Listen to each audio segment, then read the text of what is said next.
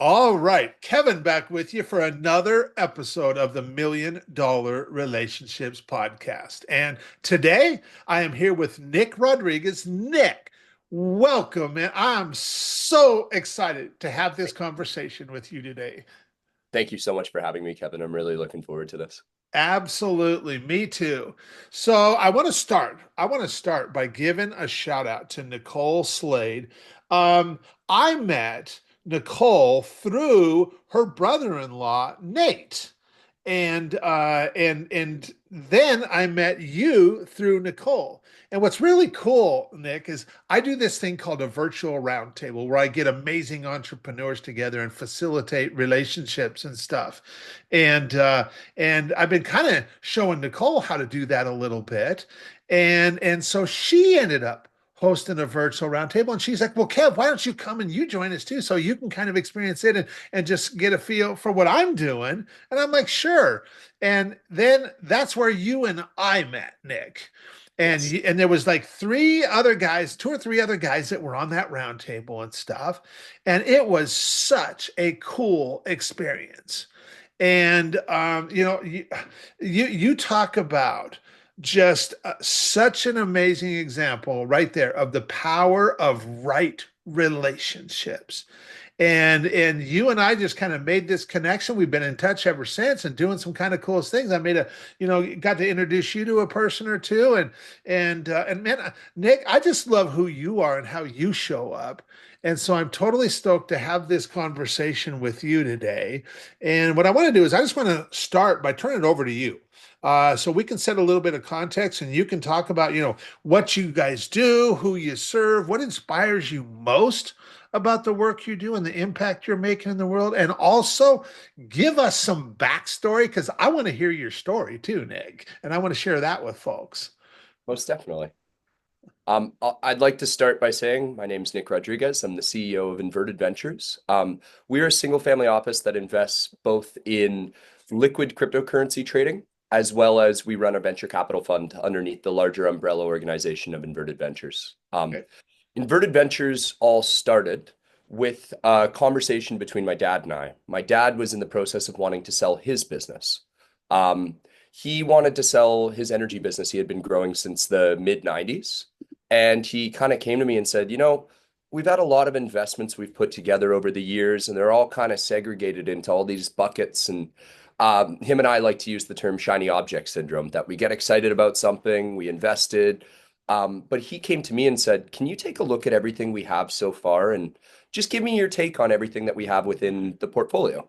So I did. He sent me all public, all private, everything we had invested in.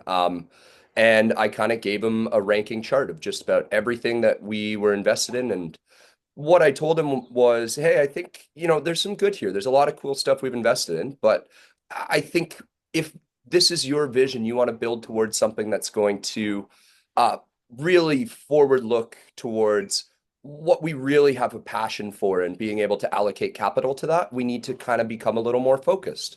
And he said, oh, wow, this is exceptional. Is this something you'd like to do full time? I said, yes, under one condition. I want to start the cryptocurrency trading portfolio. I really want us to be running a trading business, long only, trying to pick cryptocurrencies based upon various different technologies they're building. And he said, wow, I love the idea. I love everything you're going towards. I just have one question. What is a cryptocurrency? And to his credit, he could see that I had a vision for everything I was trying to put together, but that was enough for him to be able to say, I like where you're going with this. I like that you want to build something. I like that you have a passion. Um, I can learn about what cryptocurrency is if you'll teach me. So it was February of 2020, this all started, just before COVID started really taking over. Okay. And we would sit down every morning with our coffees, and I'd walk him through the entirety of Bitcoin, Ethereum, DeFi, NFTs, the whole show. And I think it was about a month in after doing these talks, it clicked for him, especially given, we had pretty much a shutdown of the world. Yeah. Yeah. He looked at me and he said, wow, I can hold my own capital. It's all in my wallet, my digital wallet, but it's all mine to be able to custody. I'm not relying on anyone else. And it is not just like PayPal sending cash to someone, but it's actually a digital store of value. And that really was a light up moment for my dad. And credit to him, he's had many pivots in his life. He's had an incredible story himself. I'll talk about him soon. But for him to be able to learn about something completely new and pivot so much of what he worked for his whole life to starting this business with me, just is an incredible testament to just how open he is to new ideas. Yeah. Yeah. So what is some of the exciting things that have come over the last several years since you guys started doing this, Nick? Yes. So in 2022, we kind of had a very sobering moment of success actually can breed a lot of unsureness in what we were doing or what someone's doing. In 2022, my dad was able to sell the energy company he founded. In the same year that we were able to close out our cryptocurrency trading portfolio, which in 19 months we were able to return 14x on the entire portfolio. It was Oh, the most incredible wow. trading I had ever done. It was the most incredible investment experience I had gained throughout my whole life. Um, well, we ended up having a problem as a business. We wanted to close out our cryptocurrency trading business because we didn't want to go short. Thought that was a bit of a dangerous way to be reacting based upon the fact that we had just had such an incredible success. We ended up having almost entirely cash within our portfolio and really no more exploration of that same vision. Well, at that point, we decided what we really wanted to do was invest in early stage tech companies in Canada. That's where I'm from, Calgary, Alberta, Canada. We wanted to explore what are the entrepreneurs building in our ecosystem, what technology investors exist within our ecosystem. And we've been able to develop a portfolio of 12 really, really amazing companies. Um, One of the most amazing that I like to talk about is a company called Home Team Live. Okay. What they do is they are installing cameras in large sporting venues, a large municipality, a large call it pickleball courts, baseball diamonds. And what they do is they're actually able to stream those games online and actually collect data from the actual players. You're a baseball player and you want to know how you're going to be able to hit the ball out of the park. You can see, wow, I'm aiming too high or too low in my backswing. I'm not consistently following through, and you can actually get that data of how fast you're swinging the bat and throwing the ball. And what they actually are doing is they're actually taking those games and they're streaming them online. It's very similar to how Netflix would. Okay. Um, and what they do is they actually use AI to follow the ball in the sports. So it's not like a fixed camera that's only getting one angle. You're actually getting to see and track the game with scores, with a multitude of different services that they offer that can actually let you upscale the quality in the game so that you can see it looking like a professional sport. They had World Series of Curling. I don't know if I have the name completely right, but one of the lanes was being covered by a major sports broadcaster, traditional legacy TV. The other five lanes were all being taken place by Home Team Live. And it's an incredible moment that the founder talks about where these guys who are running one lane, they have a huge hotel block, and with the home team guys, it's just five guys there. And so the guy from the major sports broadcaster comes over and says to the founder, "Where are the rest of your guys? Where's the guy manning the cameras?" And they just say, "Oh, he's in Guatemala running it remotely." And he says, "Wow, sort of feel like Blockbuster right now," is what the guy says. But what really turned us on to Home Team Live at the beginning was none of the bells and whistles other than it was high quality sports streaming. Mhm. But we asked them, where are the majority of your viewers coming from? They said, all across Canada and the United States. But he said, we actually have a disproportionately large amount of streamers from the Middle East right now, from Afghanistan. And we said, why does that take place? And this was the light bulb moment for us to invest. They said, yeah, we have a lot of military personnel who, without our product, would never be able to see their kids' game. Wow. How And awesome is to that? us, it was a light bulb going off Yeah. that this was something that not only wasn't being fulfilled by anyone else in the market, but it's something that makes people's lives that much better. That they can go and watch their kids' game and see their kids scoring the big goal, getting the big touchdown. But in a way where they don't have to miss their kid's game just because they're stationed overseas. They actually have the ability to go back and either watch it live or recorded. Yeah. Wow. And Wow. for us, that was the moment that we realized, oh my goodness, this is something that people need. Yeah. Yeah.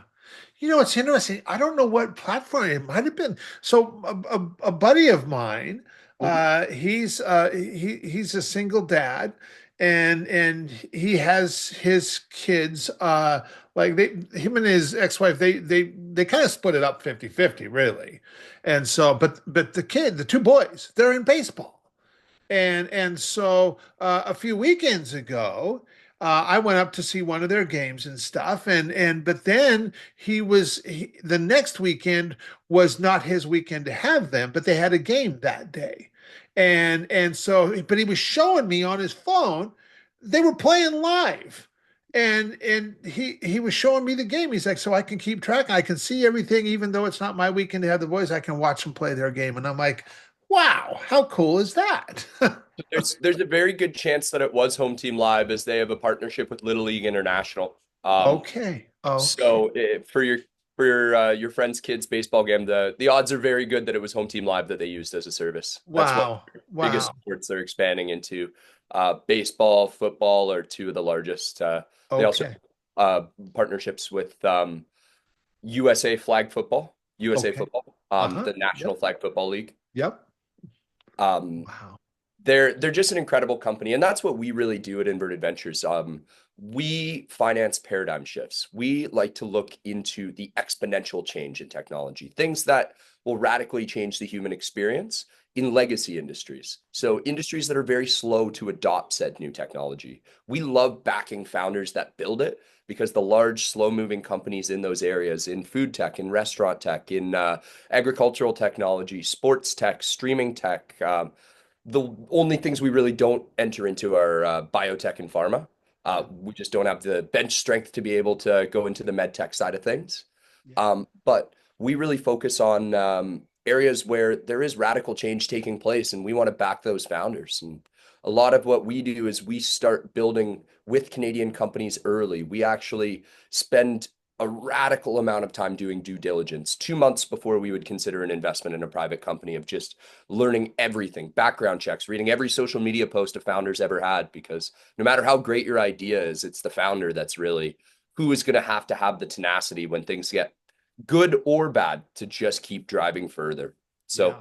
Yeah. we back these Canadian companies around a pre-seed stage and grow them to the point that they're ready to expand. Typically, we like to look at companies that want to expand internationally.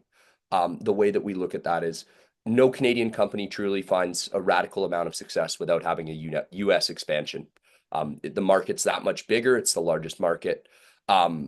It's the neighbor of Canada, and for growing for international success, growing into US markets is the key. So we take our Canadian companies, we help them build their processes to the point that they're rock solid and ready to go, and then start showcasing all the different companies we've built to our network of US investors and other Canadian investors who can help them expand.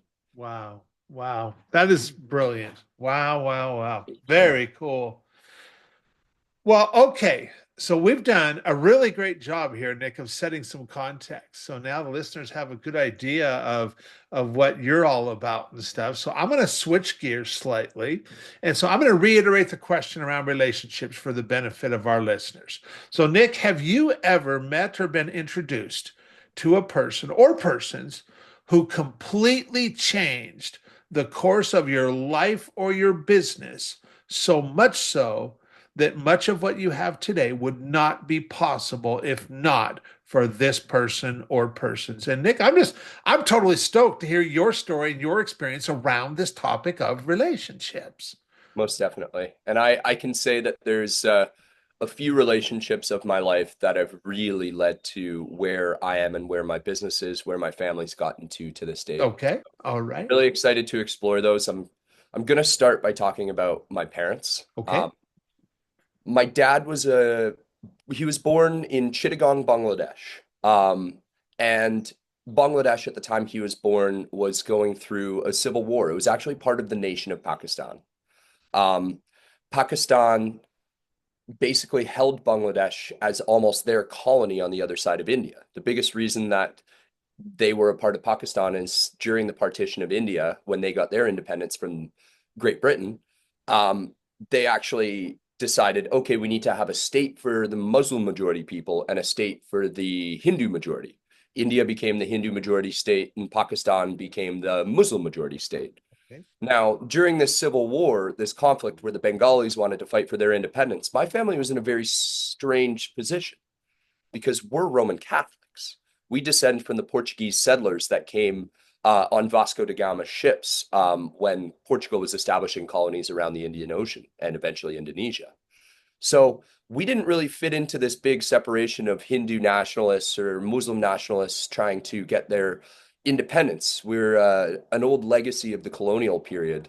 And my dad grew up in that Civil War. He remembers seeing, the planes dogfight in the sky. He remembers running through the trenches as a kid. And when the sirens went off, the soldiers would tell, my dad and his friends when they were kids, run home. It's, this isn't safe anymore, which I just think's insane. But my dad immigrated to Canada when he was 13.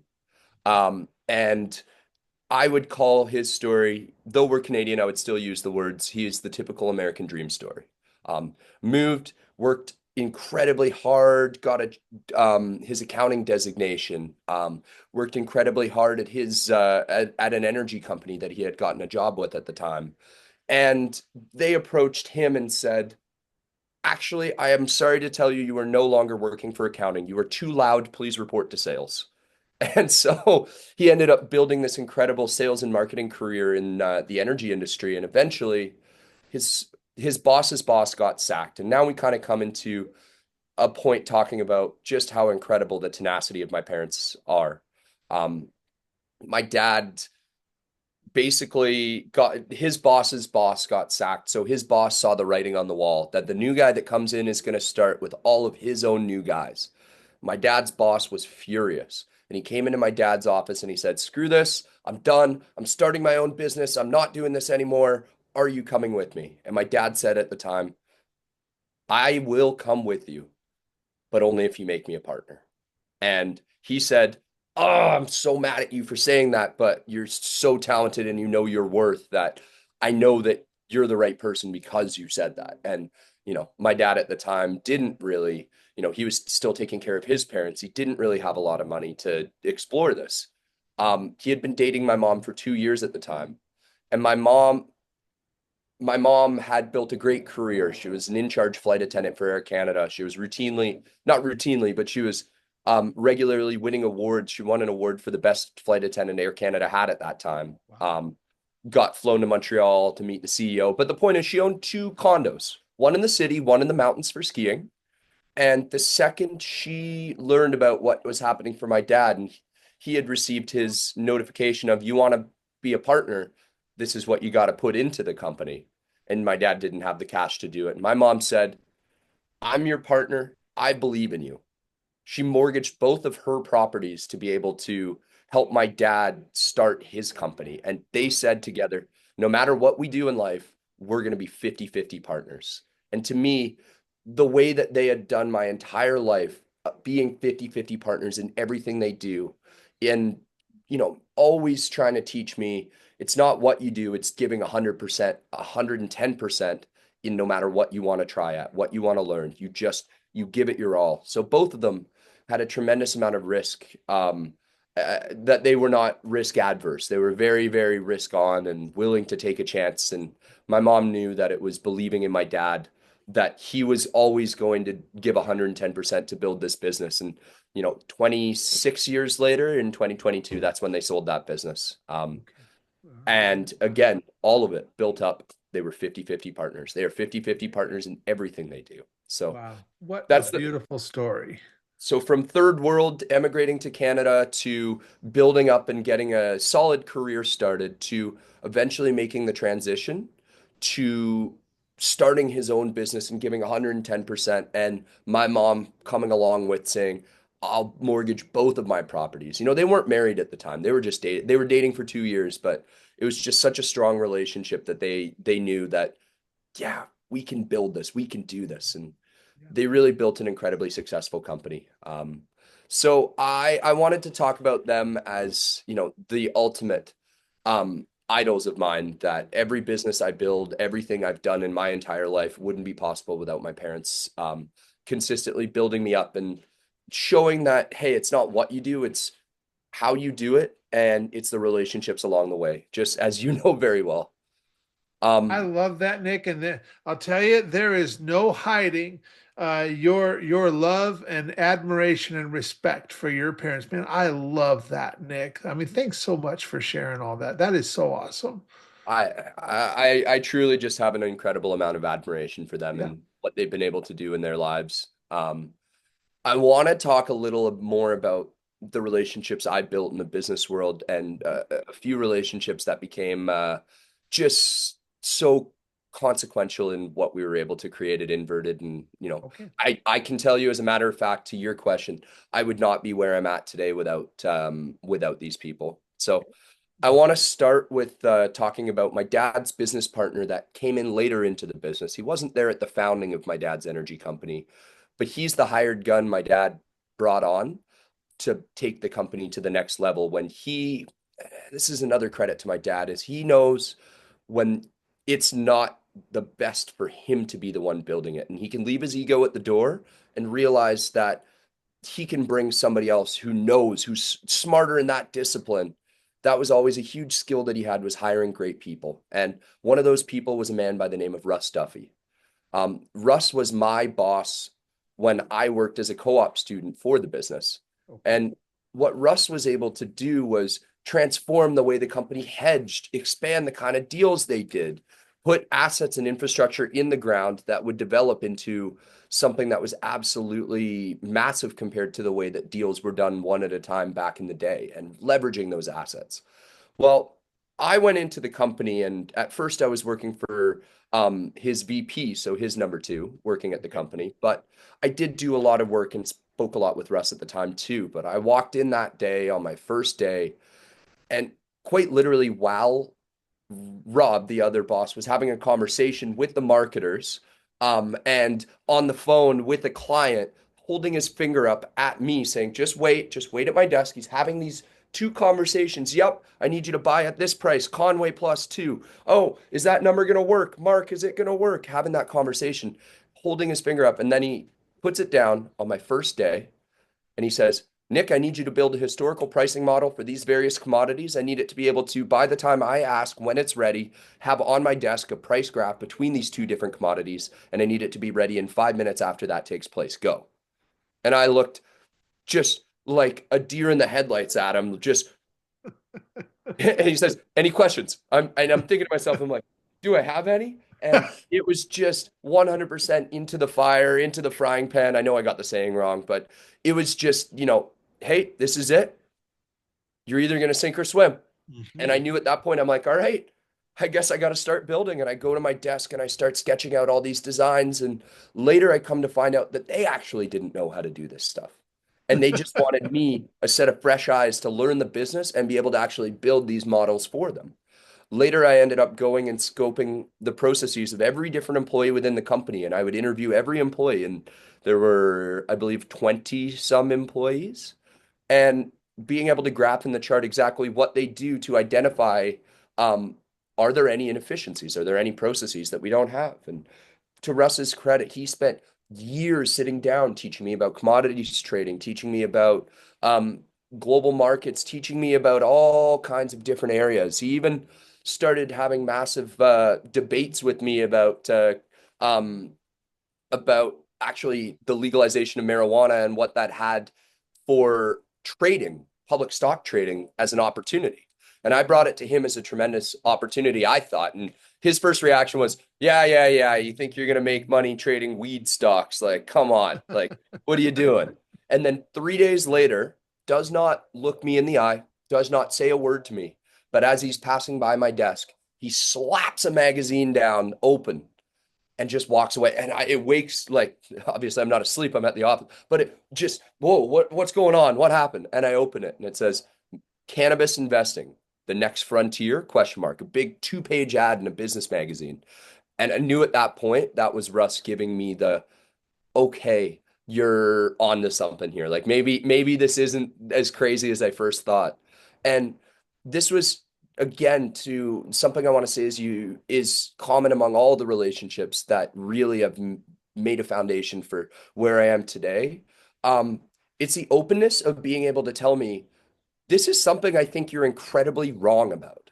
It's so much less than it's so much different than the yes men who will just tell you exactly, oh, you're right, you're absolutely right in everything you do, but will actually call you out and build you up, but still also take the wind out of you when, you're really just doing something that's not right. And to Russ's credit, he always built me up about what I was doing well, but he would never be shy about calling me out on things he thought I was wrong about. And Russ, at the end, Factor was sold. Russ went on to other opportunities, but he actually came on and now is working for our family office as a strategic advisor.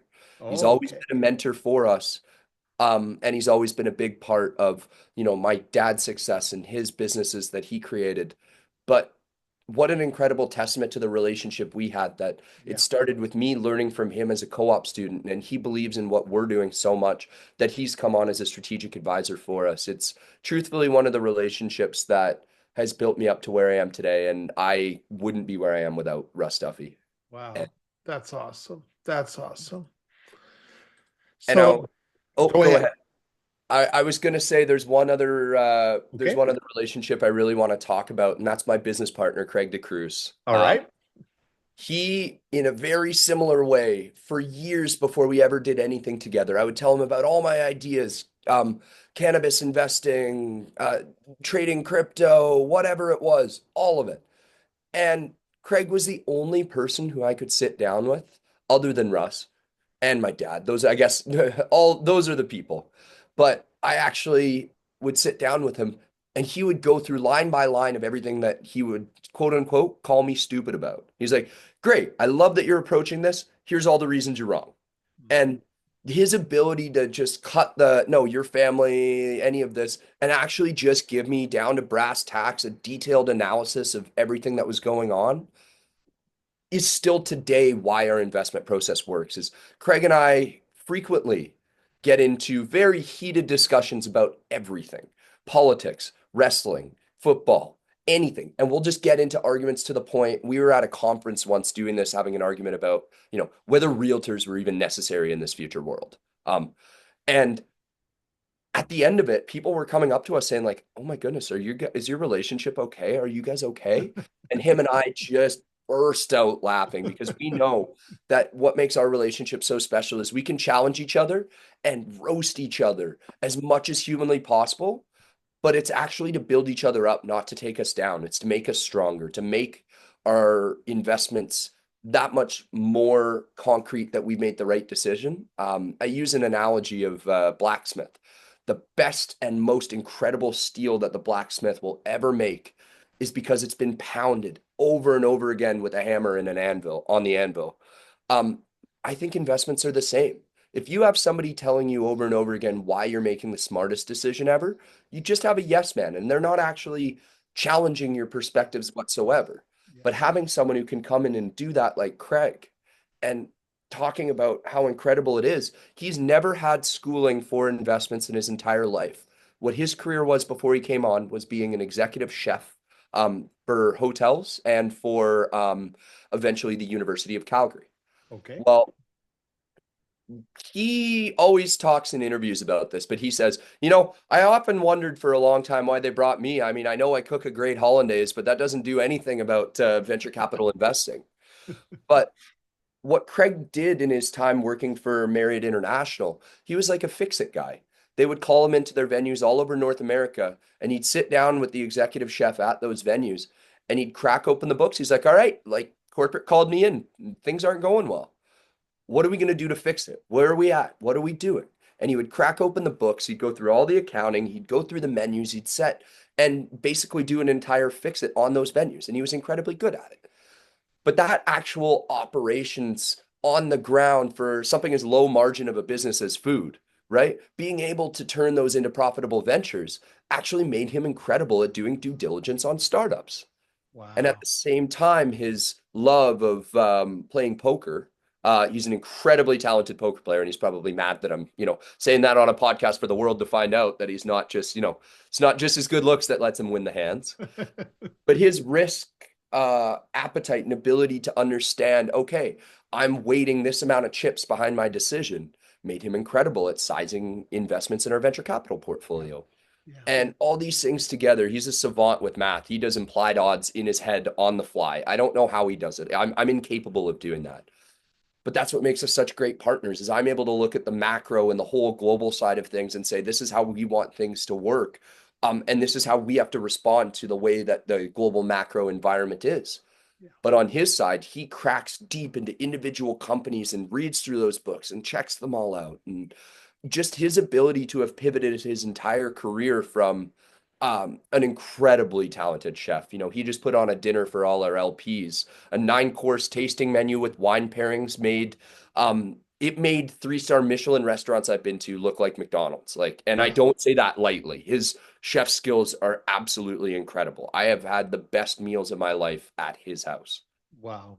Wow. But for him to pivot from something he was so successful at in the food industry to wanting to take this chance, he is as much a partner as he is a mentor to me. And the fact that my strategic advisors get to be 3 of the people in my life that have impacted me most. They're on our board of Inverted, and I'm significantly younger than every one of the members of our board. And they are the ones who are continuously counseling me. This is how we'll find the greatest success and calling me out on this is things where we need to work on it. We haven't made the right decision, but here's how we can turn it and pivot it into something successful.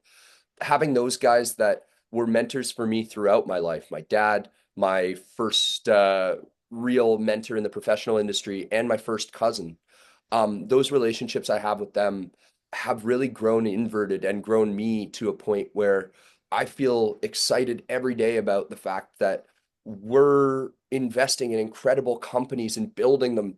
We're growing them internationally, and we're doing that with the people that really taught me the lessons that made me into a solid entrepreneur. And I'm so blessed that these same people will not just gave me the time early on, but now are backing me as my partners, as my board. That humbles me every day. And I'm Yeah. I'm so thankful that, yeah, the 4 people I've talked about so far, my mom, my dad, my first cousin, and my first real boss in the professional world are all building a company together.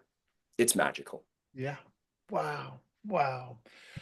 You know, you just this whole conversation, everything you shared is just such a beautiful and amazing testament to the power of right relationships. Absolutely. And that we surround, that every one of us has our unique God-given abilities that we're really good at. And you've just shared some of that when and some of the things like that you're really good at, but then there's also we have these unique abilities that we are just really good at, and if we've been doing it long enough, man, we're world class at that. But then all the other stuff in our life, like you said, I don't know how to do what he does at all, man. I can't Exactly. do that. And well, that's because that's not your unique ability, that's his unique ability. And we surround ourselves with people that have these unique abilities so that this is such I mean in my mind this is the definition of strategic partnering, that we come together with like-minded people where there is trust in Mhm. both character and competence. Definitely. And then there is also alignment on interest and values. And when those things are present, man, magic can happen. And that's when we get to combine our efforts, our resources, our knowledge, our skills, and we can do far more together than any of us could possibly do on our own. And that's exactly what you've just been describing. Yeah, no. It's so funny to hear you say it exactly like that because that's actually exactly what we say when we choose the founders that we back. Mhm. Um, it's so much more about, does this founder have the tenacity to just keep grinding and make it through? And do they know when it's not in their best interest to be doing something, but actually to leave ego at the door and hire the right person? Yeah. And that, I think, is just what I look for in founders, is tenacity and that ability to just, no matter what happens and what adversity is in my way, I'll get there. Yeah. But also the ability to check ego and leave ego at the door and say, man, even though this challenge is massive and I have the tenacity to grit my teeth, grind through it, and do the best job I can, but I can hire smart and hire someone and know that I don't need to be the one doing it, as long as I surround myself with the right people who can. Yeah. Um, Yeah. there's one more relationship I really wanted to talk about because Okay. it's a really founding relationship in my experience managing people. When I graduated university, I finished my 4-year business school. I had my 12 months of work experience from my co-ops. I was ready to hit the world, but everybody else started applying for big banks and accounting firms and, big corporate jobs. And they got these great jobs that were great right out of the gate, amazing places to start growing your career. Excellent. I got a one-way flight to Peru. I got a 3-month backpacking trip in Peru where I was able to kind of think more and realize that I didn't want to do that. I didn't want to work for a bank. I wanted to grow my own company. And that was a foundational moment for me. So when I got back to Canada after my trip, um, I started applying for every startup that looked cool, every place I could absolutely find things. And it was a struggle. It was the thousand no's you hear before getting one yes. And I want to talk about the one yes that I got and the person who took a chance on me early in my career. Yeah. Um, it's a man by the name of Carter Zimmerman. Carter and Greg founded a company called Blink Mortgage, which was essentially trying to be Canada's first online mortgage broker. Okay. And I was getting to the point where I was getting so many no's that I sent out an email to my extended network and said, look, anybody who wants me, this is my resume. I'll work 2 weeks for free just to show the value I can offer. And after that, you got to pay me if you still want me. But I trust and I know my value that you will want me. Well, I got an email back from Greg, and they were partners, business partners. And he said, "Wow, this whole 2 weeks free thing seems like modern slavery, but we don't have a full-time position. So what do you say to a 2-month contract? We'll pay you 10 grand for 2 months." And I was like, right out of school, this is the best thing ever. That's like, and my naivety, I thought that was, the most money like nobody ever makes that money out of college. Like I was just shocked. I had no idea. So Greg and Carter sat me down for the actual day. They said, come in, do one day. We'll just talk. We'll spend a few hours doing just like conversations and we'll see what we can get you to do. And the first question that Carter asked me on that video call, because he wasn't in the office, it was a Okay. video call. He asked me, tell me right up front, what do you know about mortgages? And I went white in the face because I knew my answers. I know absolutely nothing. And I realized at this point, I'm like, there's no version of this where I'm going to be able to, fake that I'm the expert on any kind of mortgage stuff. And I go with the brutal honesty of telling him, Carter, I know absolutely nothing about mortgages. And he told me, good, you're exactly what I'm looking for. I need you to write about everything you learn throughout this process and create embedded FAQs and blog posts wherever in the process you have questions that are not answered on our website. And it has to be you, because anybody who actually knows about mortgages is going to miss the minutia of where these people will have questions. And it let out a sigh of relief. But what Carter did was really give me a shot to grow and learn all these different skills and to be able to actually make that so my learning was customer facing. And what he really taught me over time was not just about the mortgage industry, but he taught me how to manage people and how to use technology to manage people better. And he would spend hours that he didn't have to mentoring me because he saw something in me. And Carter and I are still friends to this day. We still check in every now and then, but he's sold his company to an even larger mortgage company. He's doing incredibly well. Everything's going well for Carter, but why I wanted to bring it up was to take a chance on someone who cold emailed a person who knows you. It wasn't even cold email to him and said, I'll work 2 weeks for free. And for him to say, there's something going on here. I want to take a chance on this guy. Yeah. And I can say that relationship has led to my ability to be an entrepreneur more than any more than I would say any other positive relationships. Those relationships I have with Carter, with Russ, with Craig, and my parents are the most important relationships in the world, that they really built me to the entrepreneur I am today. And I wouldn't be able to manage and run the business the way that I do without Carter. And I wanted Yeah. to make sure that that ended up in this podcast because it's just so important to my foundations, was someone who would take a chance on me. And the 30 no's hurt, but they were so, so unbelievably worth it because of that one yes. And That's that right. That's that right. 2 month contracting job taught me more than any courses I took in my entirety of my degree. And he took Wow. the time to build my skills as an entrepreneur. Yeah. And like what, that was a really brilliant no-brainer offer to just like, hey, let's just bring this guy in and try him out. And they even decided to compensate you. And so it ended up being a win for you. And like you said, at that time, you're just like, dang, that's a lot of money, Yeah, man. exactly.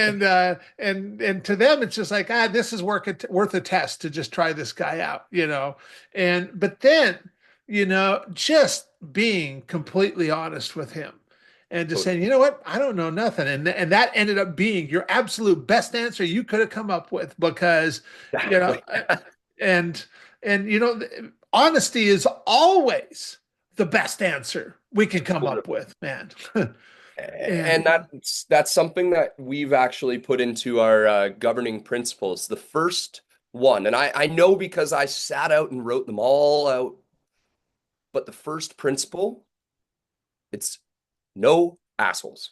That's the first principle in our policies is, if we, and we do this with our founders, we have this with our partners, everyone, all the relationships in our lives are, if we couldn't at the end of the day go and sit and have a beer and talk about everything but business. If we can't do that, I don't care how shiny and amazing your product is, your company is, we won't invest, because it's not good ideas that build businesses. It's people able to execute on those good ideas that yeah, build businesses. So amen. for us, the no assholes policy is front and center for Yeah. Inverted. I don't know if I'm allowed to say that on the You are pod. absolutely allowed to say that, Nick, because I'm with you. I got no asshole policy in my life too. It's so I think those relationships truly built us to the point where we were able to, as the new kids on the block for the venture capital business, we've really built ourselves up to being something truly unique within the Canadian venture capital ecosystem. On the trading side, we've built ourselves up to be something really unique in the fact that we pride ourselves on looking at things differently.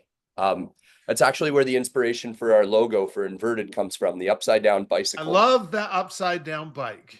Yes. Yeah, so I'll tell you the story of where it comes from, because it's really a personification of our ability to think different. Um, when I was living in Vancouver, when I was working for startups, this was after the experience with Carter. I ended up going on working a few other jobs. I would bike every day because just to blow off steam for exercise. I loved it. I loved biking around that city. Well, in order to mark whether or not it's one-way or two-way traffic on the pavement, they spray paint bikes on the pavement with arrows denoting which ways you can go. Okay. And I noticed actually that there's upside down bikes with an arrow saying go this way. And to me, that was always the path less traveled. And that marked for us the personification of, if you change the way you look at things, the things you look at change.